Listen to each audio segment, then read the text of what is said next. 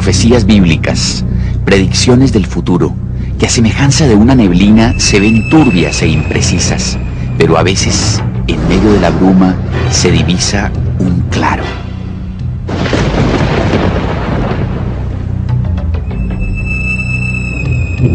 Tú, oh rey, veías, y he aquí una gran imagen. Esta imagen que era muy grande y cuya gloria era muy sublime, estaba en pie delante de ti, y su aspecto era terrible. Su pecho y sus brazos de plata, su vientre y sus muslos de bronce, sus piernas de hierro. Estabas mirando hasta que una piedra fue cortada. Este es el sueño, también la interpretación de él diré. Limpiezas étnicas, nuevas guerras, niños que asesinan a otros niños, economías al borde del colapso, adelantos en materia de clonación e ingeniería genética, nuevas enfermedades mortíferas, devastación y pérdida de vidas causadas por violentos cambios climatológicos, incremento del terrorismo nacional e internacional y un sinfín de cosas más. ¿Hacia dónde nos conduce la tecnología? ¿Resolverá el microchip los problemas del mundo? ¿Brindará al hombre más tiempo para disfrutar de la vida? ¿O acaso allana el camino para un omnisciente y todopoderoso supraestado? Aunque la Internet nos facilite la vida interconectándonos con personas de todo el orbe, ¿no será una de las causas de la desintegración familiar y la invasión de nuestra intimidad? ¿Qué nos deparará el nuevo milenio? ¿Un futuro promisorio para el hombre o su hora más desventurada? Cerca de 6 de cada 10 norteamericanos consideran que el fin del mundo se producirá en un futuro no muy lejano. 49% piensa que habrá un anticristo y 44% cree en la batalla final del Armagedón. ¿Habrá un Armagedón? Según la Biblia, sí, pero no todavía. Antes tendrán que producirse ciertos acontecimientos de grandes repercusiones que se detallan en las profecías, tanto del Antiguo como del Nuevo Testamento. Resulta sorprendente que de los 66 libros que conforman el Antiguo Testamento hebreo y el Nuevo Testamento cristiano, 18 se componen enteramente de profecías o predicciones explícitas del futuro. Casi todos los demás contienen importantes profecías de alguna índole. Israel, tierra de profecías. Este estrecho y polvoriento territorio de no más de 80 kilómetros de ancho y 400 de largo ha sido recorrido por más profetas que ningún otro sitio de la tierra. Además de predecir con increíble detalle la historia de su propio pueblo, los profetas judíos han vaticinado el auge y caída de grandes imperios, así como el destino final de la humanidad. Una de las profecías de Daniel que resulta más sencilla de entender es la relacionada con el sueño del rey Nabucodonosor, una de las predicciones más asombrosas jamás reveladas al hombre. El rey soñó con una gran imagen, cuya cabeza era de oro fino, el pecho y los brazos de plata, el vientre y los muslos de bronce, las piernas de hierro, los pies parte de hierro y parte de barro cocido. Seguidamente, una roca cortada no por hombre golpeó la imagen en los pies, reduciéndola a polvo, que luego desparramaría el viento. A su vez, la roca que golpeó la imagen se convirtió en una gran montaña que llenó toda la tierra. Cada una de las partes de esta impresionante visión simboliza un imperio que, según lo predicho por Dios, regiría el mundo. Daniel mismo dijo a Nabucodonosor: Tú eres aquella cabeza de oro. En la antigüedad, Babilonia recibía el apelativo de ciudad dorada. La cabeza alude a que los babilonios eran grandes pensadores, astrónomos, astrólogos y científicos. Los dos brazos de la imagen simbolizan el siguiente gran imperio, plasmado luego de una alianza entre los medos y los persas, que conquistaron Babilonia en el año 538 a.C. Estos eran muy hábiles con las manos y expertos en artesanía y construcciones. El imperio medo-persa fue subyugado por los griegos en el año 333 a.C. Dios equiparó a estos últimos con el vientre de la imagen. En efecto, los griegos fueron conocidos por su hedonismo y búsqueda del placer, simbolizados por el vientre o los apetitos de la carne. Roma fue el siguiente imperio de gran envergadura, ejemplificado en esta imagen por las piernas de hierro. Fue el más poderoso de los antiguos imperios y gobernó el mundo con puño de hierro. Las piernas son alegóricas de un imperio dividido en Oriente y Occidente. Representan también la afición por la marcha exhibida por los romanos. Además son la parte más larga de la imagen, lo cual coincide con el hecho de que Roma fue la potencia mundial más longeva. Duró casi 1000 años. Tras la caída de Roma han surgido otros imperios, pero ninguno con el poder suficiente para regir la totalidad del mundo conocido de su época. ¿Y qué significa la piedra cortada no con mano que golpeó la imagen en los dedos de los pies, desmenuzándola? Si bien las profecías de Daniel son un tanto complejas, el que logremos comprender siquiera alguno de dichos misterios es de por sí muy significativo. Dios dijo a Daniel: Pero tú, Daniel, cierra las palabras y sella el libro hasta el tiempo del fin.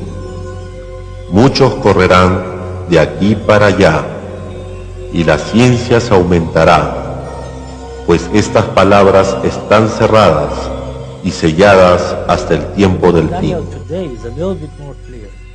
First, because of the establishment of Israel, I believe. Secondly, because several things have happened already in the history that Daniel predicted and happened. Some of it had to do with the vision of the image that King Nebuchadnezzar have seen, with the different, main powers that will control the earth and what will happen. As we follow that study carefully, we can see very clearly the description of the Persian Empire, then the Greek Empire, then the Roman Empire, and then a situation as we have today, a clay mixed with iron, things that are, not very clear as they used to be in the past, which we have in our modern democratic society.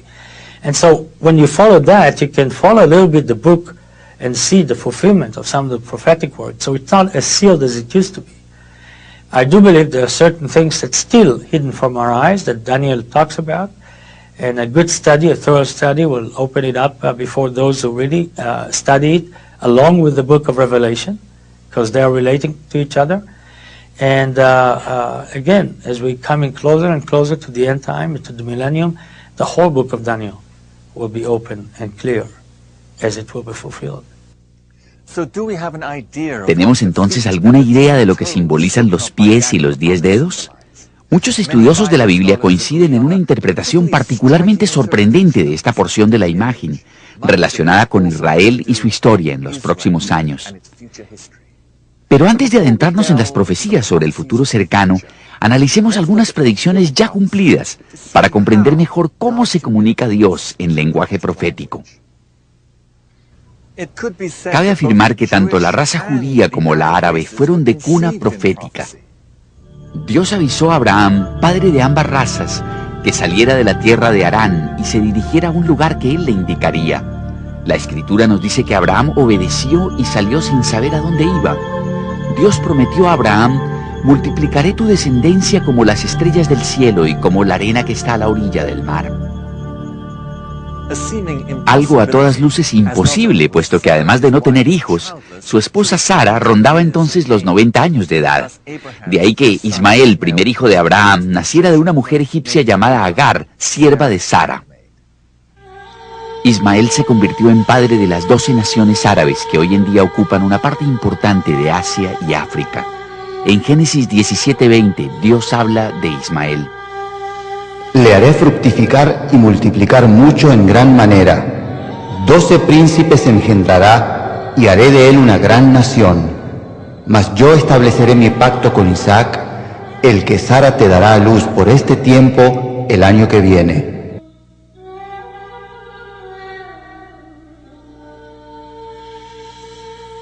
Al año siguiente, a los 91 años de edad, Sara dio a luz a Isaac, padre de Jacob, cuyos 12 hijos llegaron a ser los patriarcas de las 12 tribus judías. Si estudiara usted un mapa interactivo de Israel, vería que prácticamente todos los pueblos o sitios históricos a los que accediera están íntimamente relacionados con alguna profecía.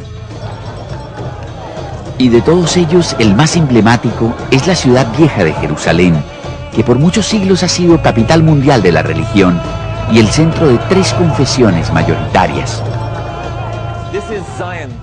Estamos frente al pórtico de Sión, puerta de acceso a la zona de Jerusalén construida por el rey David. Sión fue la joya más preciada de David. Sus salmos abundan en expresiones poético-proféticas acerca de él. Hoy en día su cuerpo reposa en esta tumba, en el paraje que tanto amó. Monte Sión significa ciudad de David.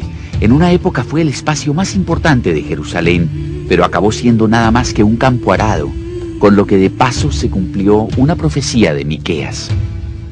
Sión será arada como campo. Luego de la muerte de David, el rey Salomón, su hijo, construyó el primer templo judío allá en la cima del monte Moria, el mismo sitio donde Abraham estuvo a punto de sacrificar a su hijo Isaac, en obediencia al mandato divino. Desde ese momento, el monte Moria se convirtió en Sión, el lugar más sagrado para los profetas judíos de aquella época. El primer templo construido por Salomón fue destruido en el año 586 a.C. por los ejércitos del rey Nabucodonosor.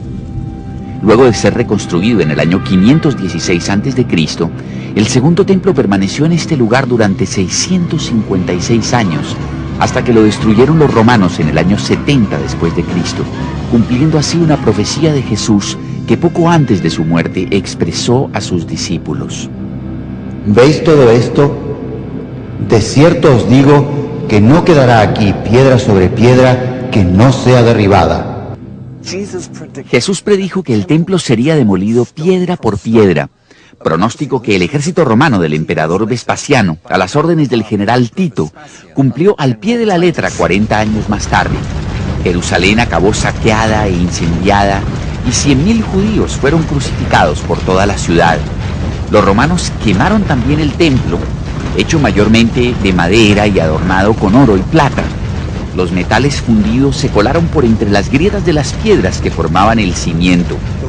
Los soldados desbarataron luego los cimientos para hacerse con el oro y la plata. Así no quedó una sola piedra sobre otra, y se cumplió textualmente la profecía de Jesucristo. Lo único que quedó del templo fue este muro de contención, construido para poder aplanar la cima del monte Moria y asentar el templo sobre ella. Ahora se lo conoce como el Muro Occidental, lugar a donde acuden los judíos a orar. Después del saqueo de Jerusalén en el año 70 de nuestra era, el pueblo judío se dispersó por todas las naciones de la tierra, la diáspora profetizada por Moisés en el Levítico. Y a vosotros os esparciré entre las naciones, y desenvainaré espada en pos de vosotros, y vuestra tierra estará asolada, y desiertas vuestras ciudades. Durante casi 1900 años, los judíos se aferraron a las numerosas profecías del Antiguo Testamento que predecían su posterior regreso a la tierra de Israel. Este es probablemente el predio religioso más conflictivo del mundo. El monte Moria, el lugar sagrado en que el pueblo judío, en el primer milenio de su historia, realizaba sacrificios de animales. Según la tradición islámica, fue aquí donde el profeta Mahoma ascendió al cielo a comienzos del siglo VII. Y según la profecía bíblica, es aquí también donde se erigirá el tercer templo judío.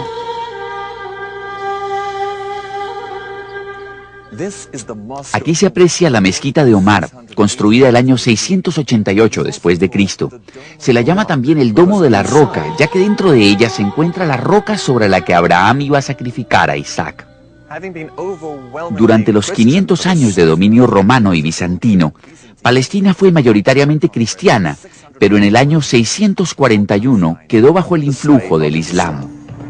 En el año 1099 los cruzados europeos tomaron Jerusalén y establecieron un reino feudal que duró hasta 1291, fecha en que fueron expulsados por los egipcios. A partir de 1516, Palestina fue anexada al Imperio Otomano, y permaneció 600 años bajo su dominio, hasta que los ingleses la tomaron en 1918 sobre el final de la Primera Guerra Mundial. Una profecía musulmana auguraba que Jerusalén sería conquistada por un profeta de Dios sin necesidad de hacer un solo disparo. Así que cuando el general Allenby, al mando de las fuerzas británicas, rodeó la ciudad, sus habitantes, al enterarse de su nombre, se entregaron sin ofrecer resistencia. Es que en árabe, Alan Bey significa profeta de Dios. Precisamente aquí, en esta puerta de la ciudadela de David, Allenby proclamó la victoria en nombre de las fuerzas británicas y aliadas. Los ingleses administraron Palestina durante 30 años, desde 1918 hasta 1948, y dejaron allí su huella. Se construyeron numerosas iglesias cristianas, se restauraron muchos sitios arqueológicos, y sin saberlo, cumplieron otra profecía. He aquí la ciudad de Haifa, la perla del Mediterráneo y puerta de entrada a Israel. Detrás de ella se alza el monte Carmelo, donde el profeta Elías liquidó a los 450 falsos profetas de Baal. El patriarca judío Jacob predijo que esta tierra de Zebulón se convertiría en puerto de naves. Durante miles de años las naves no podían atracar en esta ensenada a causa de su escasa profundidad. Pero después que los ingleses dragaron la bahía en los años 30, Haifa se convirtió en el principal puerto de Israel. El 14 de mayo de 1948, Israel renace como nación, cumpliendo así un sinnúmero de profecías del Antiguo Testamento, una de las cuales dice: izará bandera a los gentiles, reunirá a los dispersos de Israel y a los desperdigados de Judá agrupará de los 4 puntos cardinales. La refundación del Estado de Israel es de gran trascendencia tanto para judíos como para cristianos. One major sign that I personally believe that is an indicator to the fact that we are whether the threshold or already at the beginning of the end time is the establishment of the modern state of Israel. Here is a phenomena that have been predicted in the Word hundreds of times. The Old Testament is full of prophetic word about the restoration of Israel. Mientras los cristianos buscan señales que apuntan al regreso de Jesucristo, los judíos procuran hallar signos sintomáticos de la venida del Mesías. Los judíos ortodoxos han sostenido que transcurrirían 6.000 años antes de la venida del Mesías, quien daría inicio a un periodo de 1.000 años de sosiego en la historia de la humanidad. Dado que Dios creó el mundo en 6 días, según Génesis 1:31, y descansó el séptimo, como nos indica Génesis 2:2, concluyen que la historia del mundo tendrá un desenlace análogo. The world's supposed to be 6,000 years. The first 2,000 is until Abraham. When Abraham was 52 years old was the first 2,000. Then he had a covenant with God that will be his God and will give him the land. The second 2,000, the middle 2,000, was from between 2 to 4, is the 2,000 where the prophecies are being written. The Bible and all, the entire Bible. The last 2,000 is from the destruction of the second temple. It comes, by the way, by the dot to the year. Another time we have to explain that. So the last 2,000 is the 2,000 of the era of Mashiach. Además citan el Salmo 94, que dice: porque 1000 años delante de tus ojos son como el día de ayer, que pasó. De igual modo los cristianos se apoyan en 2 de Pedro 3:8. Pero amados, no ignoréis que para el Señor un día es como 1000 años, y 1000 años como un día. Similar to creation, 6th day of creation. The 7th day is the last 1,000, is the day of God, the kingdom is totally revealed in the world. Es tal el significado que tiene para los judíos la reconstrucción del templo en el monte en que estuvo situado, que durante siglos han rezado para que ello acontezca. Al final de toda boda judía rompen un vaso para rememorar la destrucción del templo. De hecho, la construcción del tercer templo está bien pasada la etapa de planificación. Aquí en medio de una rotonda construida por la Municipalidad de Jerusalén, cerca del pórtico de Damasco, se encuentra la que algunos consideran la piedra angular del nuevo templo. The Bible tells us, and you shall make for me a sanctuary that I will dwell among you. So that's really the comprehensive commandments regarding the construction of the temple. And then there are many other commandments as well. The commandments really can be fulfilled today in a number of ways, kind of in absentia, or maybe kind of in a piecemeal fashion, in view of the impediments towards actually building the temple until such time as it is more fitting. So the main way that the Institute is going about the fulfillment of the commandment and occupying itself with the goal of trying to do really as much as possible in our time towards the temple is by creating the vessels. So the vessels that are being created today are not just models or replicas, but are actually made in accordance to the biblical requirements, and therefore are really ready to be used according to biblical law and can be used in the new temple. There is plans, sure there is plan. As a matter of fact, there is places in Jerusalem that they're already building the vessels, and they're learning, like in yeshivas, like here in Mount Zion we have a yeshiva, we have a university for Jewish studies. They learn all the different laws as to do with the sacrifice and all the different laws as to do with the temple. And they're preparing themselves, if they're priests, they come from the tribe of Levites, so then they prepare themselves to be ready, and all this come to unfold, will be ready to serve God in the temple. We believe that this is the destiny of the Jewish people, and that we are commanded to be occupied with the building of the temple, just as we are commanded to sanctify God's name in every other way. So no, we're not really waiting for the Messiah. We don't feel that his arrival is a prerequisite for the building of the temple.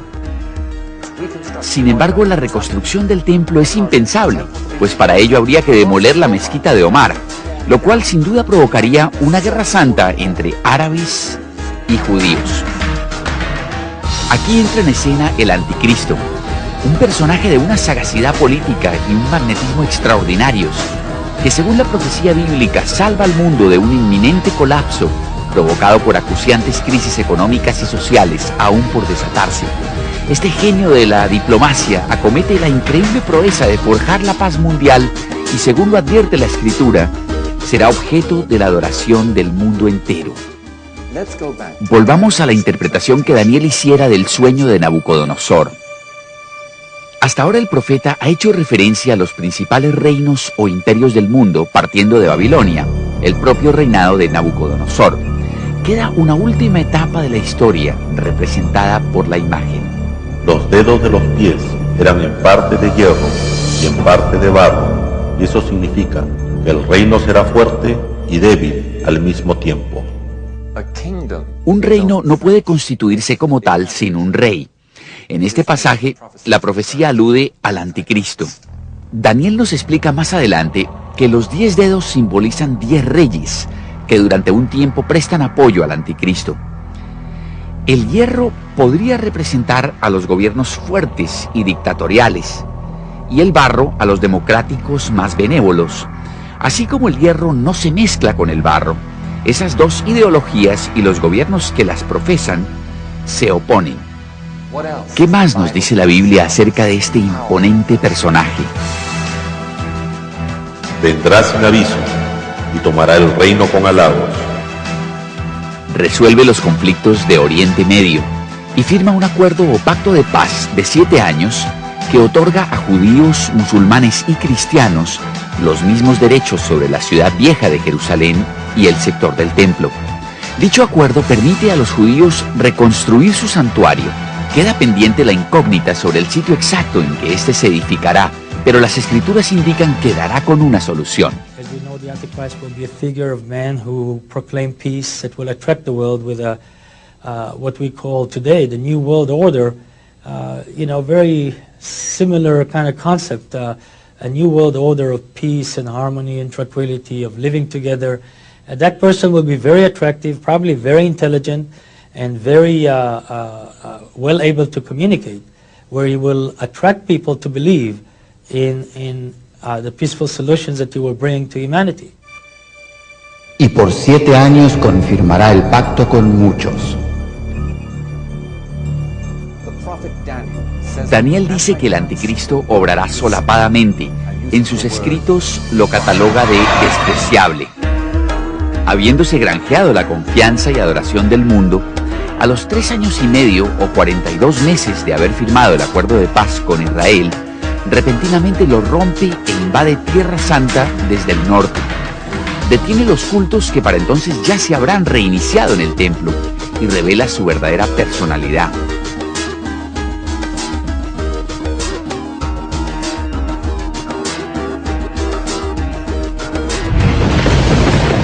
All along, he's trying to imitate God. He's trying to be like God, trying to rebel against God by being as strong and as powerful in influencing mankind like God does. And so the Antichrist will have a lot of aspects that will appear as, portrayed for the Messiah, for Christ. He may be a very powerful man. He may even do some supernatural acts. We don't know. May have some power given to him by the devil that will create some supernatural manifestations. Yes, I do believe people will confuse him with Christ, and those that are not deeply engaged with the relationship with God and understand the Word of God good today may fall into that deception. Las profecías nos indican que en ese momento ese dirigente internacional es poseído por Satanás y se proclama a sí mismo Dios. Se manifestará el hombre de pecado, el hijo de perdición, el cual se opone y se levanta contra todo lo que se llama Dios o es objeto de culto, tanto que se sienta en el templo de Dios como Dios, haciéndose pasar por Dios. A la mitad de la semana hará cesar la ofrenda y el sacrificio.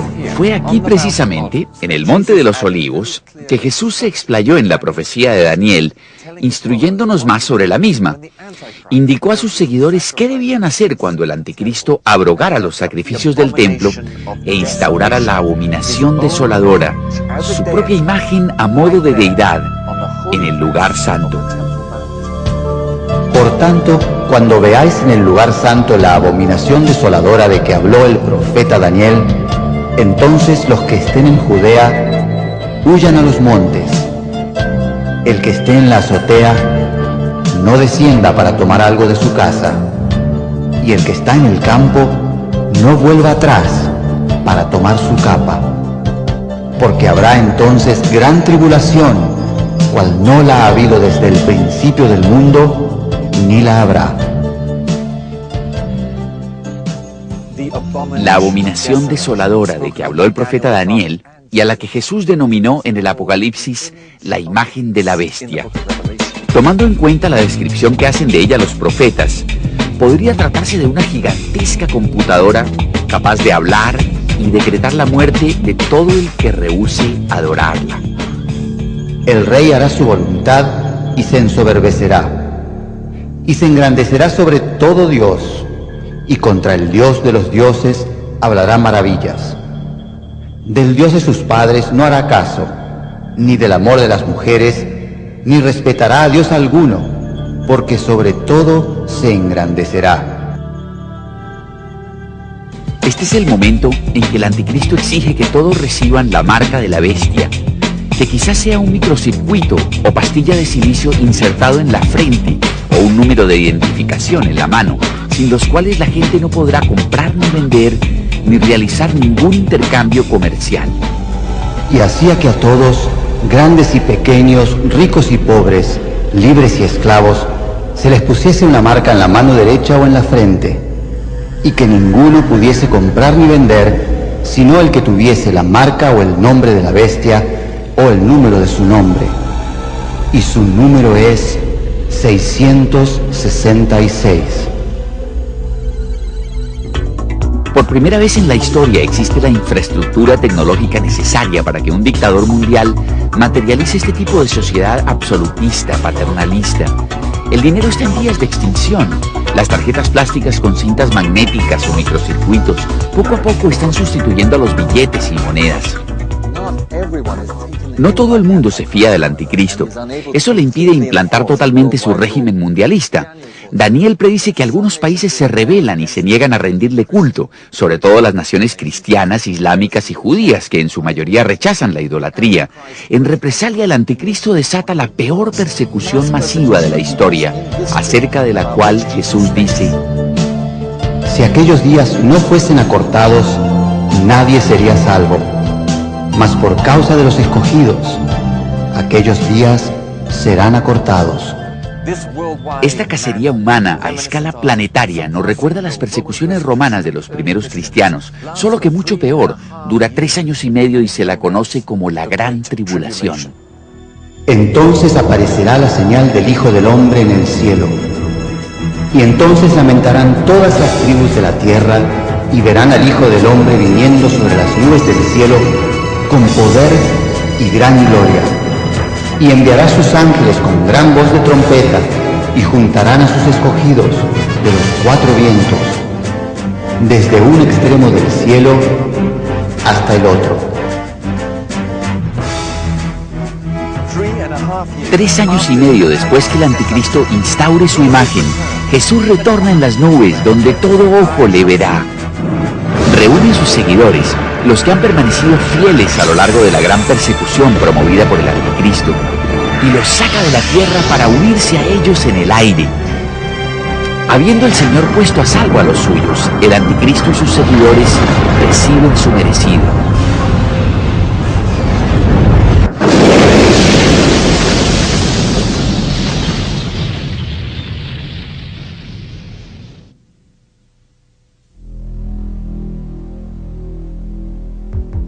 Oí una gran voz que decía desde el templo a los 7 ángeles: Id y derramad sobre la tierra las 7 copas de la ira de Dios. Fue el primero y derramó su copa sobre la tierra, y vino una úlcera maligna y pestilente sobre los hombres que tenían la marca de la bestia y que adoraban su imagen. El segundo ángel derramó su copa sobre el mar, y éste se convirtió en sangre como de muerto, y murió todo ser vivo que había en el mar. El tercer ángel derramó su copa sobre los ríos y sobre las fuentes de las aguas, y se convirtieron en sangre. El cuarto ángel derramó su copa sobre el sol, al cual fue dado quemar a los hombres con fuego, y los hombres se quemaron con el gran calor y blasfemaron el nombre de Dios, que tiene poder sobre todas estas plagas, y no se arrepintieron para darle gloria. El quinto ángel derramó su copa sobre el trono de la bestia, y su reino se cubrió de tinieblas, y mordían de dolor sus lenguas, y blasfemaron contra el Dios del cielo por sus dolores y por sus úlceras, y no se arrepintieron de sus obras. El sexto ángel derramó su copa sobre el gran río Éufrates, y el agua de éste se secó, para que estuviese preparado el camino a los reyes del oriente, y los reunió en el lugar que en hebreo se llama Armagedón.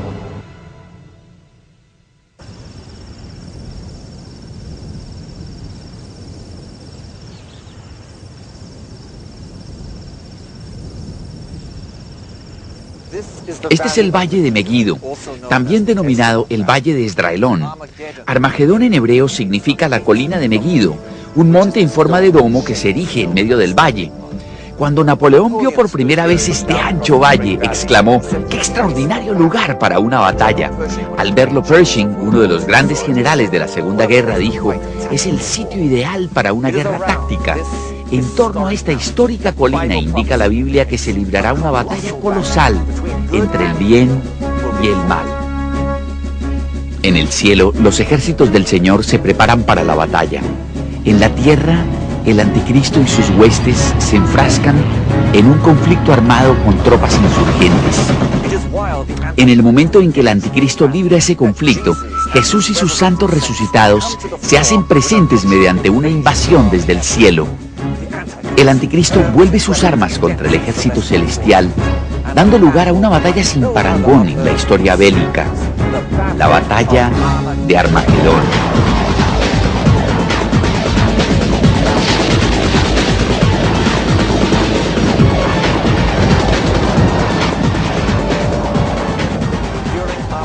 Durante el Armagedón, Dios responde las oraciones de quienes llevan largo tiempo implorando justicia.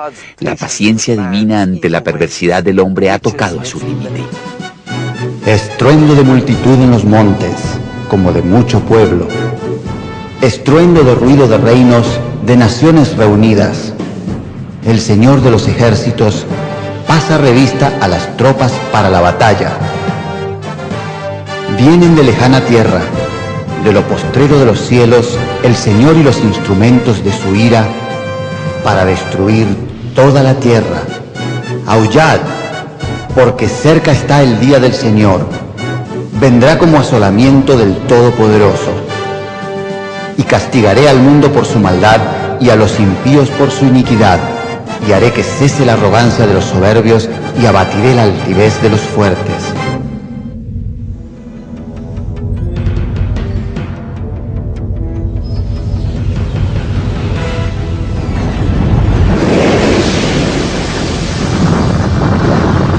En varias ocasiones se hace referencia a Jesús como la piedra angular, la base del cimiento de un renovado templo espiritual. Del mismo modo en que la piedra fue cortada no por mano y cayó sobre la imagen de Daniel 2 para destruirla, Jesús, el Hijo de Dios, desciende del cielo para asestar un golpe mortal al régimen del Anticristo. Según el profeta Daniel, la batalla de Armagedón dura 45 días. El Anticristo es arrojado a un lago de fuego y sus perversos seguidores aniquilados. La matanza será de tal magnitud que el profeta Ezequiel manifiesta que solamente en Israel se tardará 7 meses en enterrar los cadáveres y 7 años en retirar del lugar los restos de armamentos destruidos. Una vez ganada la batalla, Jesús vuelve a caminar sobre la tierra, aquí mismo en el Monte de los Olivos. Y se afirmarán sus pies en aquel día sobre el Monte de los Olivos, que está enfrente de Jerusalén al oriente. Y el Monte de los Olivos se partirá por en medio, hacia el oriente y hacia el occidente, haciendo un valle muy grande. Y la mitad del monte se apartará hacia el norte, y la otra mitad hacia el sur. Y el Señor será rey sobre toda la tierra. Los sismólogos señalan que el Monte de los Olivos yace sobre una falla telúrica y que una grieta de 15 centímetros de ancho se extiende de norte a sur sobre la cima del mismo. When we look at Mount of Olives, which is right not far away from where we're sitting right now, we can see that the literal fulfillment of this verse can very easily happen. One thing we do know is that Christ will come physically. His appearance is very important because it says the eyes of men will behold him. There's also going to be a supernatural manifestations all over. The whole earth at one minute will see him. And so there would be some kind of a supernatural phenomena from the heavenlies that will attract the entire attention of the earth. It has to be. And then those who will live around here, specifically this verse is for them, they probably will see some manifestations on the Mount of Olives and Christ that are different than if I look today at Mount of Olives and see the mountain sitting there in its tranquility and, peaceful fashion. I'm sure it will be different then. There will be a lot of commotion. There will be a lot of supernatural manifestations that God will reveal himself through Christ, and Christ himself will come and will land, I believe, right on the Mount of Olives. And then, of course, we have there a large graveyard right now of many people, even David's tomb and others that believe that because Christ, or the Messiah, the Jewish people, even non-Christians, believe the same way, that when Christ or the Messiah will come, those will be the first to be resurrected because they are buried in Mount of Olives or close to the Mount of Olives. And so again, there will be a lot of the resurrection part. There will be the commotion of his arrival. There may be the split of the mountain. All the functions of the heavenlies, sun, moons, and stars will take different shape. And so we are expecting real dramatic moments around here. Este es el pórtico dorado, la vía de acceso por la que Jesús entró por última vez a Jerusalén, cuando el pueblo gritaba, «Hosana, Hosana al Hijo de David», y lo aclamaba rey. Como se puede apreciar, hoy en día está tapiado. Se dice que uno de los gobernantes musulmanes de Israel recordó una profecía de Mahoma registrada en el Corán, según la cual cuando Jesús volviera entraría por esa puerta denominada la Bella para tomar posesión de Jerusalén y reinar en calidad de Rey de Reyes. Temeroso de que Jesús pudiera usurparle el trono, el sultán hizo tapiar la puerta para impedirle la entrada. Así dio cumplimiento a una profecía de Ezequiel. Esta puerta estará cerrada, no se abrirá ni entrará por ella hombre, porque el Señor Dios de Israel entró por ella. Estará, por tanto, cerrada. ¿Y qué hay del último pasaje de la profecía de Daniel después que la roca destruye la imagen? Entonces fueron desmenuzados también el hierro, el barro cocido, el bronce, la plata y el oro, y fueron como tamo de las eras del verano, y se los llevó el viento sin que de ellos quedara rastro alguno. Mas la piedra que hirió a la imagen fue hecho un gran monte que llenó toda la tierra. Desmenuzará y consumirá a todos estos reinos, pero él permanecerá para siempre. Esa roca que destruye la imagen simboliza el fin de los gobiernos del hombre sobre la tierra. Al comparar esa roca con los versículos siguientes, la interpretación queda muy clara.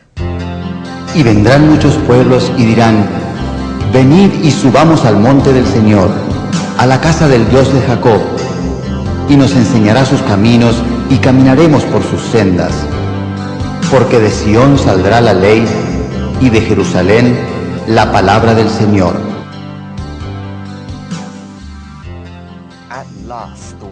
Por fin el mundo será gobernado con equidad, con verdadera justicia, y habrá libertad, paz, abundancia y felicidad para todos.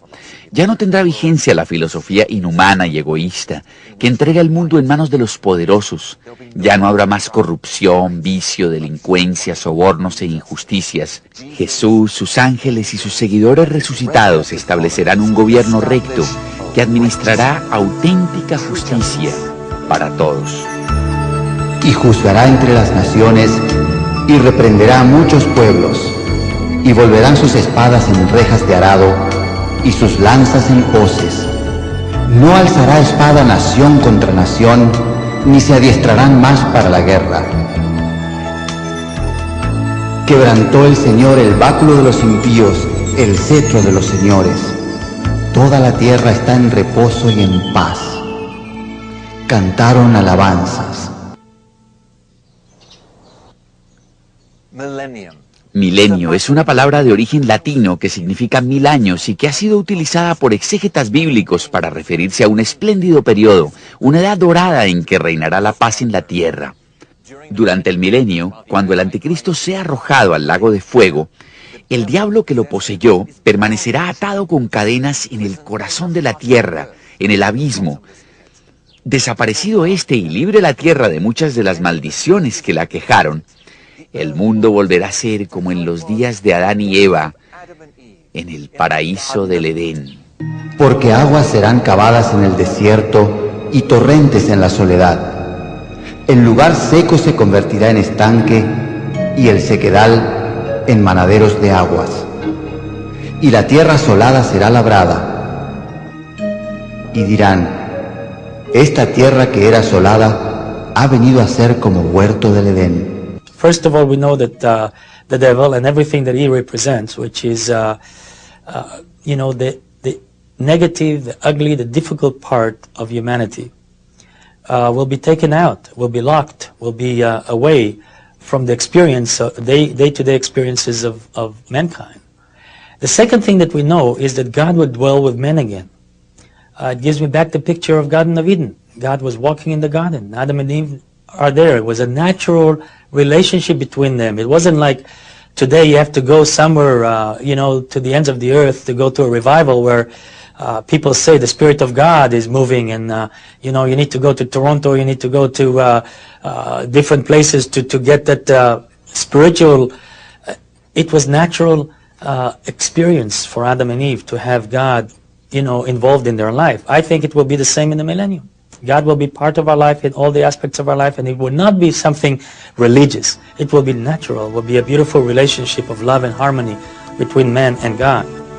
Morará el lobo con el cordero, y el leopardo con el cabrito se acostará.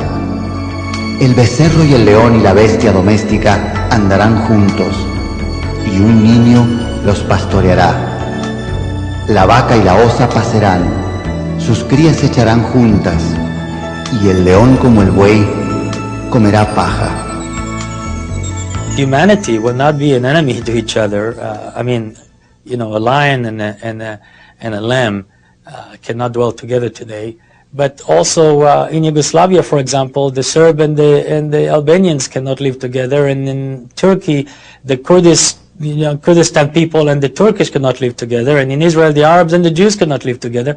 In other words, the same picture that we see of the animal world, this violent action for survival and all this aggression between certain groups of animals to others, we see that in humanity in a different way. Since in the millennium, the whole concept of humanity will be different.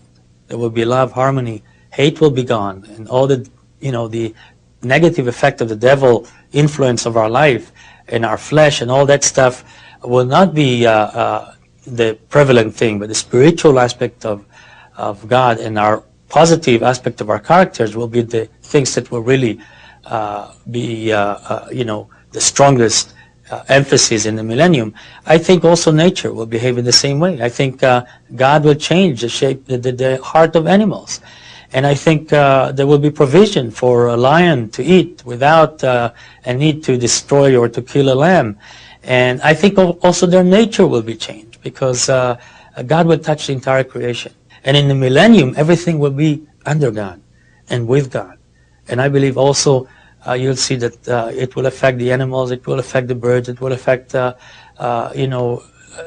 every creature on the face of earth for 1,000 years. No harán mal ni dañarán en todo mi santo monte, porque la tierra será llena del conocimiento del Señor, como las aguas cubren el mar.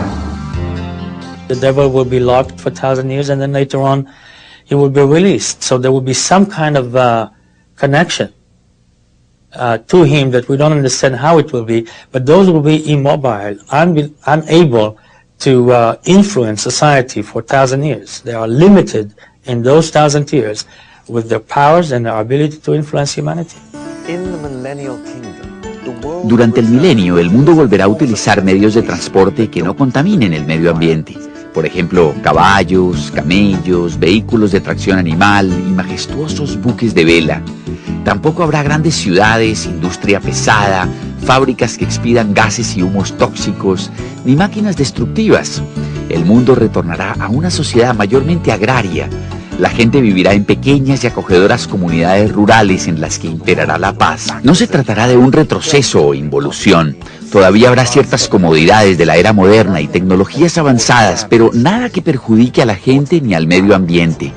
Y vi las almas de los decapitados por causa del testimonio de Jesús y por la palabra de Dios, los que no habían adorado a la bestia ni a su imagen, y que no recibieron la marca en sus frentes ni en sus manos, y vivieron y reinaron con Cristo 1000 años.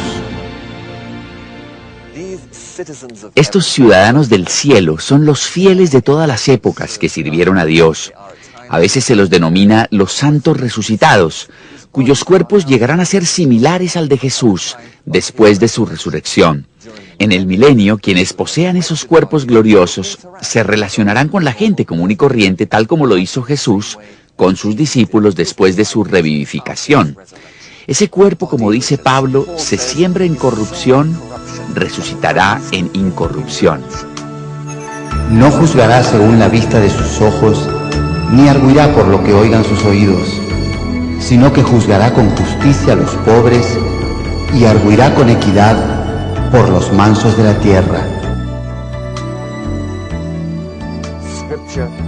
Las Escrituras nos aseguran que el reinado terreno de Jesucristo durante el milenio será uno de pureza y auténtica justicia.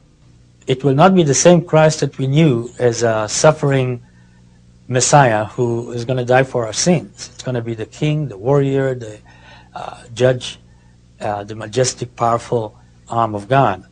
And the picture of that Messiah will be implemented in the person of Christ when he comes back. And so we're talking about tangibles. We're talking about something that we can see, we can touch, we can feel. So it will be a physical presence of Christ that will be among us. And I believe that he will dwell among us in this 1,000 years. He will be our King, our Lord, and the one whom we worship and adore.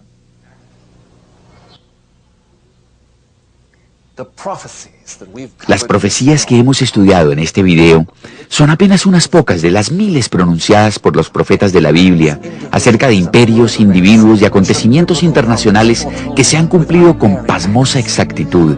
Esos mismos profetas nos han anunciado una y otra vez que Dios establecerá su reino celestial de amor, paz y felicidad, y lo gobernará por medio de sus seguidores resucitados. El reino y el dominio y la majestad de los reinos debajo de todo el cielo sea dado al pueblo de los santos del Altísimo, cuyo reino es reino eterno, y todos los dominios le servirán y obedecerán. Dios ha dado al hombre ocasión de resolver sus problemas y forjar un mundo de paz y felicidad. Si Él no interviniera en esta última hora de la historia del mundo, el hombre probablemente destruiría la tierra y se aniquilaría a sí mismo. Por eso profetizó Jesús, hablando de los postreros días: si aquellos días no fuesen acortados, nadie sería salvo. Aunque la Biblia nos dice que el mundo irá de mal en peor, también nos promete que cuando el hombre toque fondo, Dios intervendrá y restaurará la tierra, devolviéndola a su estado paradisíaco original, por lo cual imploran millones de personas desde hace siglos. Padre nuestro, que estás en el cielo, santificado sea tu nombre. Venga a nosotros tu reino. Hágase tu voluntad en la tierra como en el cielo. Danos nuestras ofensas como también nosotros perdonamos a los que nos ofenden. No nos dejes caer en la tentación y líbranos del mal. Porque tuyo es el reino, el poder y la gloria, por todos los siglos. Amén.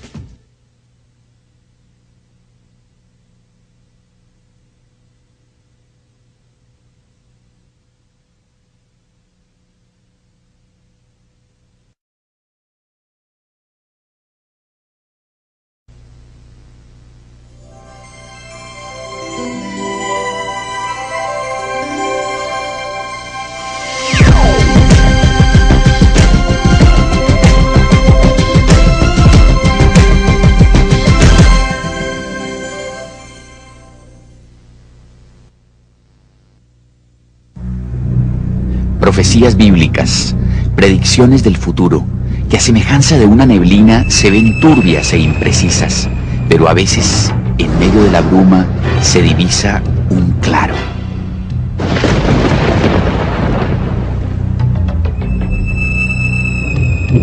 Tú, oh rey, veías, y he aquí una gran imagen, esta imagen que era muy grande y cuya gloria era muy sublime.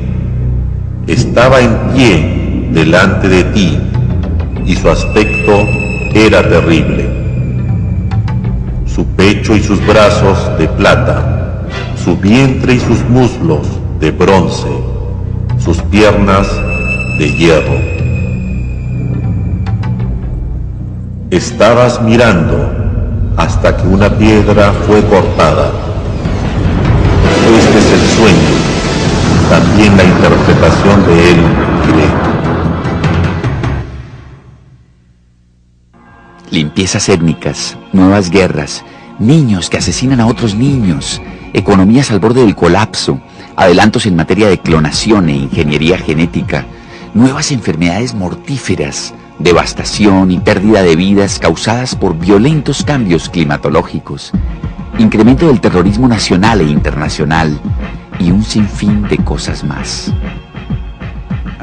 ¿Hacia dónde nos conduce la tecnología? ¿Resolverá el microchip los problemas del mundo? ¿Brindará al hombre más tiempo para disfrutar de la vida? ¿O acaso allana el camino para un omnisciente y todopoderoso supraestado? Aunque la Internet nos facilite la vida interconectándonos con personas de todo el orbe, ¿no será una de las causas de la desintegración familiar y la invasión de nuestra intimidad? ¿Qué nos deparará el nuevo milenio? ¿Un futuro promisorio para el hombre o su hora más desventurada?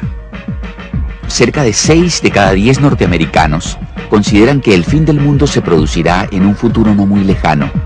49% piensa que habrá un anticristo y 44% cree en la batalla final del Armagedón. ¿Habrá un Armagedón? Según la Biblia, sí, pero no todavía. Antes tendrán que producirse ciertos acontecimientos de grandes repercusiones que se detallan en las profecías, tanto del Antiguo como del Nuevo Testamento. Resulta sorprendente que de los 66 libros que conforman el Antiguo Testamento hebreo y el Nuevo Testamento cristiano, 18 se componen enteramente de profecías o predicciones explícitas del futuro. Casi todos los demás contienen importantes profecías de alguna índole. Israel, tierra de profecías. Este estrecho y polvoriento territorio de no más de 80 kilómetros de ancho y 400 de largo ha sido recorrido por más profetas que ningún otro sitio de la tierra. Además de predecir con increíble detalle la historia de su propio pueblo, los profetas judíos han vaticinado el auge y caída de grandes imperios, así como el destino final de la humanidad. Una de las profecías de Daniel que resulta más sencilla de entender es la relacionada con el sueño del rey Nabucodonosor, una de las predicciones más asombrosas jamás reveladas al hombre. El rey soñó con una gran imagen, cuya cabeza era de oro fino, el pecho y los brazos de plata, el vientre y los muslos de bronce, las piernas de hierro, los pies parte de hierro y parte de barro cocido. Seguidamente, una roca cortada no por hombre golpeó la imagen en los pies, reduciéndola a polvo, que luego desparramaría el viento. A su vez, la roca que golpeó la imagen se convirtió en una gran montaña que llenó toda la tierra. Cada una de las partes de esta impresionante visión simboliza un imperio que, según lo predicho por Dios, regiría el mundo. Daniel mismo dijo a Nabucodonosor: Tú eres aquella cabeza de oro. En la antigüedad, Babilonia recibía el apelativo de ciudad dorada. La cabeza alude a que los babilonios eran grandes pensadores, astrónomos, astrólogos y científicos.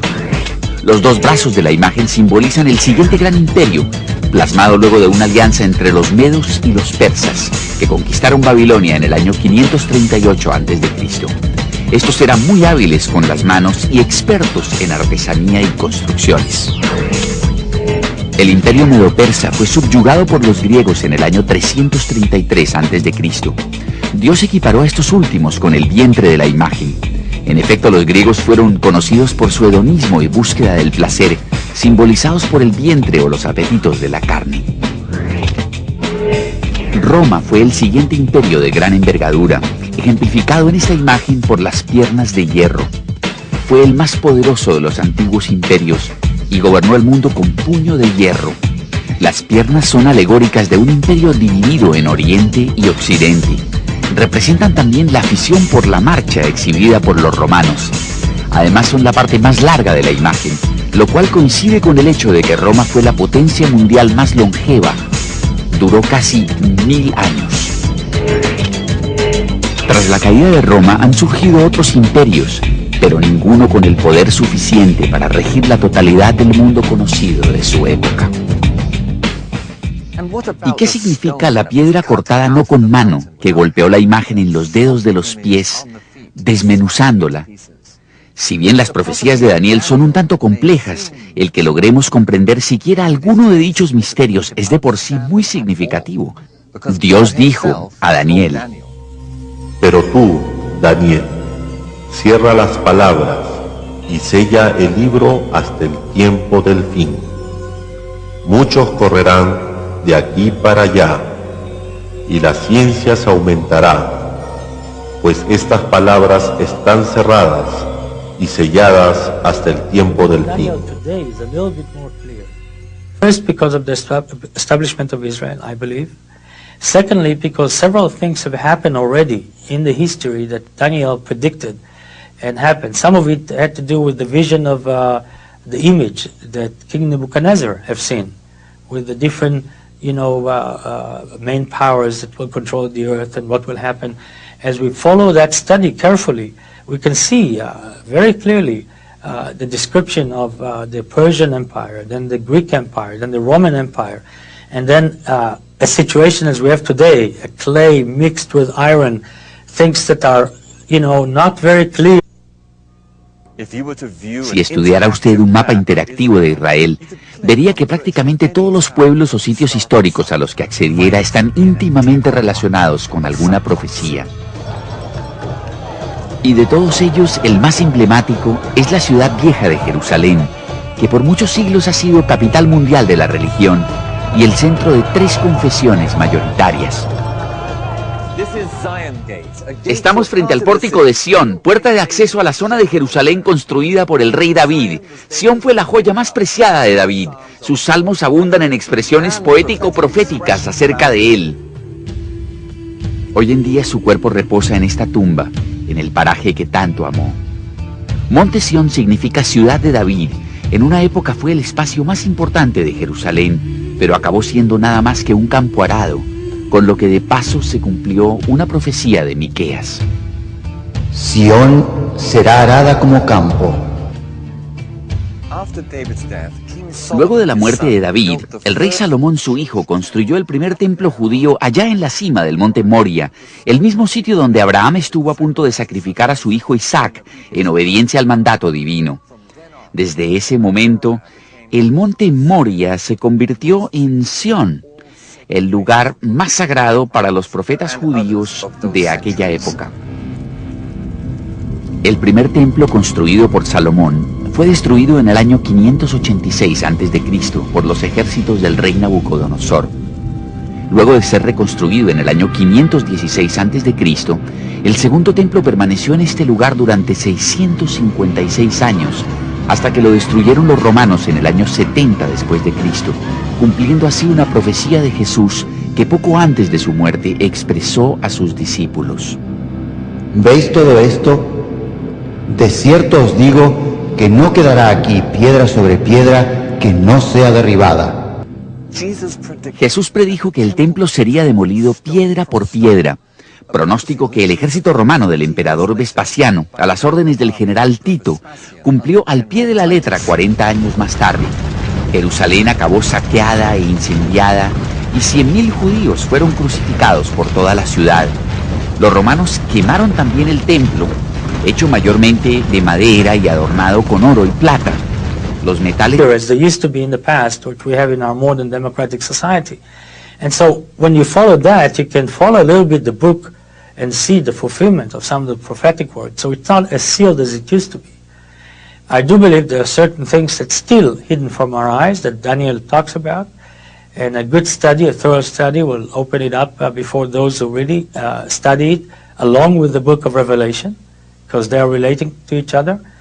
And again, as we come in closer and closer to the end time, to the millennium, the whole book of Daniel will be open and clear as it will be fulfilled. ¿Tenemos entonces alguna idea de lo que simbolizan los pies y los 10 dedos? Muchos estudiosos de la Biblia coinciden en una interpretación particularmente sorprendente de esta porción de la imagen, relacionada con Israel y su historia en los próximos años.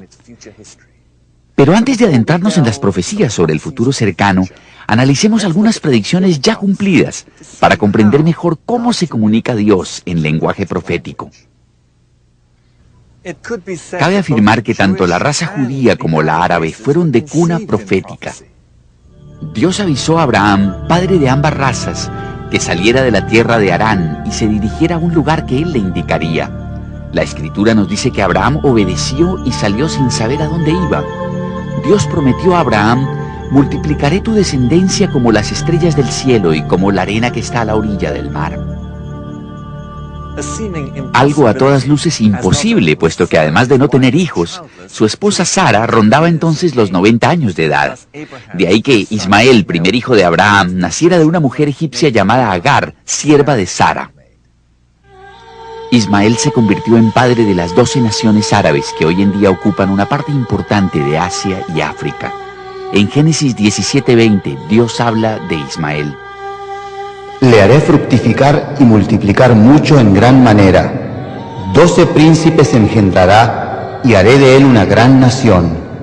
Mas yo estableceré mi pacto con Isaac, el que Sara te dará a luz por este tiempo el año que viene.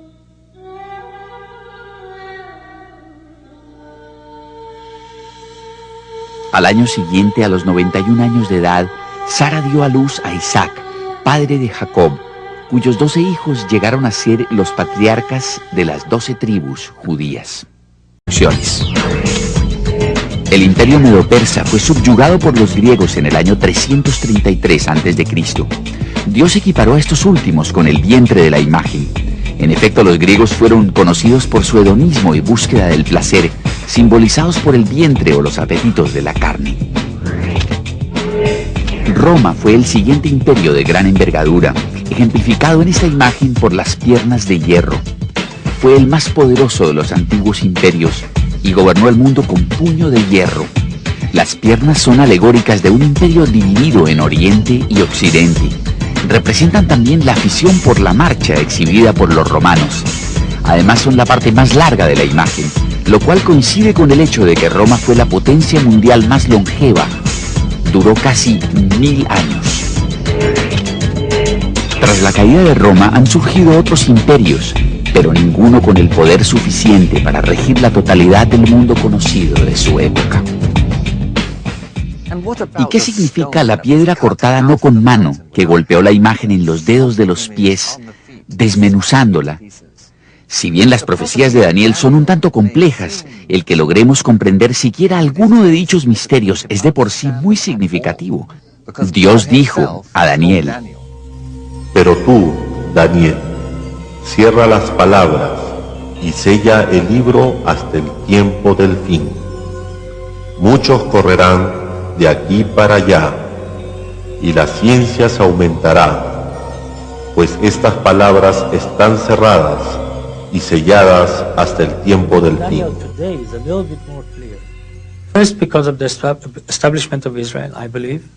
Secondly, because several things have happened already in the history that Daniel predicted and happened. Some of it had to do with the vision of the image that King Nebuchadnezzar have seen, with the different, main powers that will control the earth and what will happen.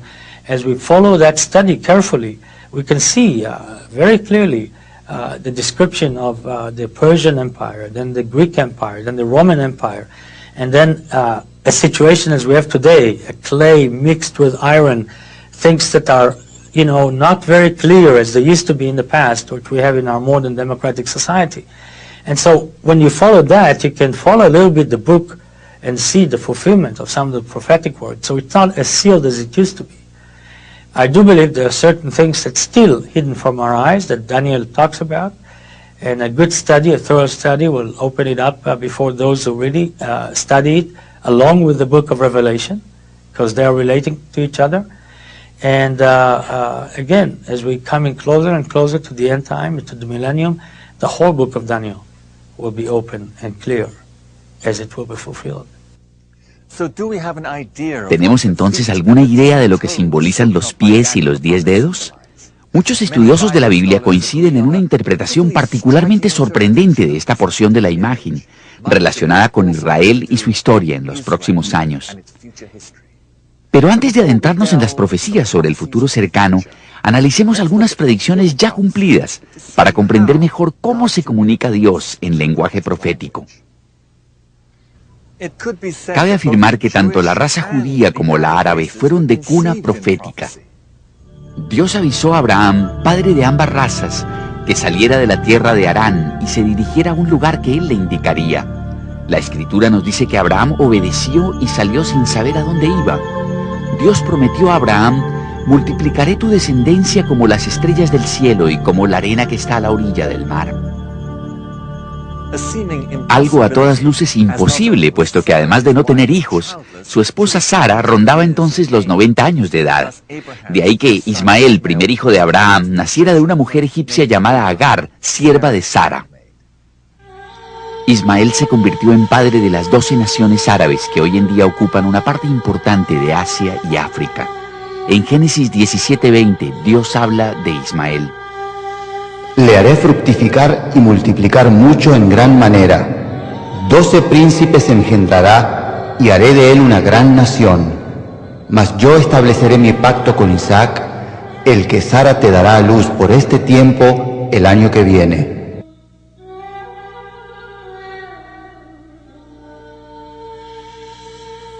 Al año siguiente, a los 91 años de edad, Sara dio a luz a Isaac, padre de Jacob, cuyos 12 hijos llegaron a ser los patriarcas de las 12 tribus judías. Si estudiara usted un mapa interactivo de Israel, vería que prácticamente todos los pueblos o sitios históricos a los que accediera están íntimamente relacionados con alguna profecía. Y de todos ellos, el más emblemático es la ciudad vieja de Jerusalén, que por muchos siglos ha sido en la batalla final del Armagedón. ¿Habrá un Armagedón? Según la Biblia, sí, pero no todavía. Antes tendrán que producirse ciertos acontecimientos de grandes repercusiones que se detallan en las profecías, tanto del Antiguo como del Nuevo Testamento. Resulta sorprendente que de los 66 libros que conforman el Antiguo Testamento hebreo y el Nuevo Testamento cristiano, 18 se componen enteramente de profecías o predicciones explícitas del futuro. Casi todos los demás contienen importantes profecías de alguna índole. Israel, tierra de profecías. Este estrecho y polvoriento territorio de no más de 80 kilómetros de ancho y 400 de largo ha sido recorrido por más profetas que ningún otro sitio de la tierra. Además de predecir con increíble detalle la historia de su propio pueblo, los profetas judíos han vaticinado el auge y caída de grandes imperios, así como el destino final de la humanidad. Una de las profecías de Daniel que resulta más sencilla de entender es la relacionada con el sueño del rey Nabucodonosor, una de las predicciones más asombrosas jamás reveladas al hombre. El rey soñó con una gran imagen, cuya cabeza era de oro fino, el pecho y los brazos de plata, el vientre y los muslos de bronce, las piernas de hierro, los pies parte de hierro y parte de barro cocido. Seguidamente, una roca cortada no por hombre golpeó la imagen en los pies, reduciéndola a polvo, que luego desparramaría el viento. A su vez, la roca que golpeó la imagen se convirtió en una gran montaña que llenó toda la tierra. Cada una de las partes de esta impresionante visión simboliza un imperio que, según lo predicho por Dios, regiría el mundo. Daniel mismo dijo a Nabucodonosor: Tú eres aquella cabeza de oro. En la antigüedad, Babilonia recibía el apelativo de ciudad dorada. La cabeza alude a que los babilonios eran grandes pensadores, astrónomos, astrólogos y científicos. Los dos brazos de la imagen simbolizan el siguiente gran imperio, plasmado luego de una alianza entre los medos y los persas, que conquistaron Babilonia en el año 538 a.C. Estos eran muy hábiles con las manos y expertos en artesanía y construcción.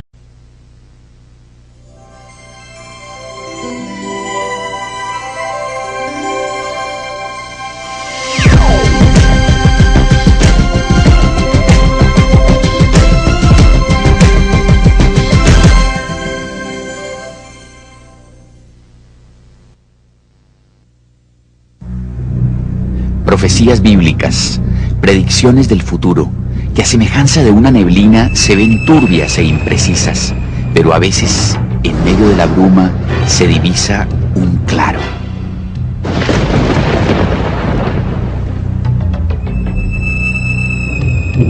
Tú, oh rey, veías, y he aquí una gran imagen, esta imagen que era muy grande y cuya gloria era muy sublime.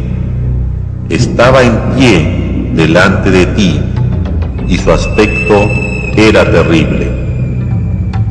Su pecho y sus brazos de plata, su vientre y sus muslos de bronce, sus piernas de hierro. Estabas mirando hasta que una piedra fue cortada. Este es el sueño, también la interpretación de él diré.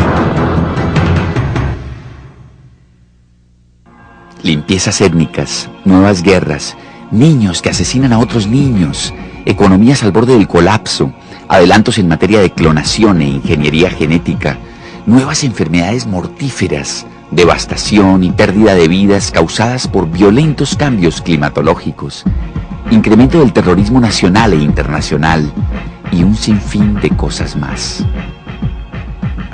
¿Hacia dónde nos conduce la tecnología? ¿Resolverá el microchip los problemas del mundo? ¿Brindará al hombre más tiempo para disfrutar de la vida? ¿O acaso allana el camino para un omnisciente y todopoderoso supraestado? Aunque la Internet nos facilite la vida interconectándonos con personas de todo el orbe, ¿no será una de las causas de la desintegración familiar y la invasión de nuestra intimidad? ¿Qué nos deparará el nuevo milenio?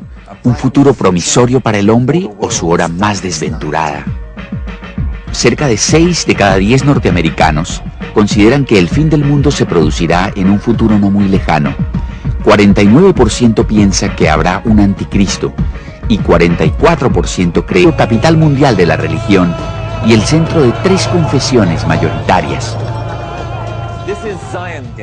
Estamos frente al pórtico de Sión, puerta de acceso a la zona de Jerusalén construida por el rey David. Sión fue la joya más preciada de David. Sus salmos abundan en expresiones poético-proféticas acerca de él. Hoy en día su cuerpo reposa en esta tumba, en el paraje que tanto amó. Monte Sión significa ciudad de David. En una época fue el espacio más importante de Jerusalén, pero acabó siendo nada más que un campo arado, con lo que de paso se cumplió una profecía de Miqueas. Sión será arada como campo. Luego de la muerte de David, el rey Salomón su hijo construyó el primer templo judío allá en la cima del monte Moria, el mismo sitio donde Abraham estuvo a punto de sacrificar a su hijo Isaac en obediencia al mandato divino. Desde ese momento, el monte Moria se convirtió en Sión, el lugar más sagrado para los profetas judíos de aquella época. El primer templo construido por Salomón fue destruido en el año 586 a.C. por los ejércitos del rey Nabucodonosor. Luego de ser reconstruido en el año 516 a.C., el segundo templo permaneció en este lugar durante 656 años, hasta que lo destruyeron los romanos en el año 70 después de Cristo, cumpliendo así una profecía de Jesús que poco antes de su muerte expresó a sus discípulos. ¿Veis todo esto? De cierto os digo que no quedará aquí piedra sobre piedra que no sea derribada. Jesús predijo que el templo sería demolido piedra por piedra, pronóstico que el ejército romano del emperador Vespasiano, a las órdenes del general Tito, cumplió al pie de la letra 40 años más tarde. Jerusalén acabó saqueada e incendiada y 100.000 judíos fueron crucificados por toda la ciudad. Los romanos quemaron también el templo, hecho mayormente de madera y adornado con oro y plata. Los metales fundidos se colaron por entre las grietas de las piedras que formaban el cimiento. Los soldados desbarataron luego los cimientos para hacerse con el oro y la plata. Así no quedó una sola piedra sobre otra, y se cumplió textualmente la profecía de Jesucristo. Lo único que quedó del templo fue este muro de contención, construido para poder aplanar la cima del monte Moria y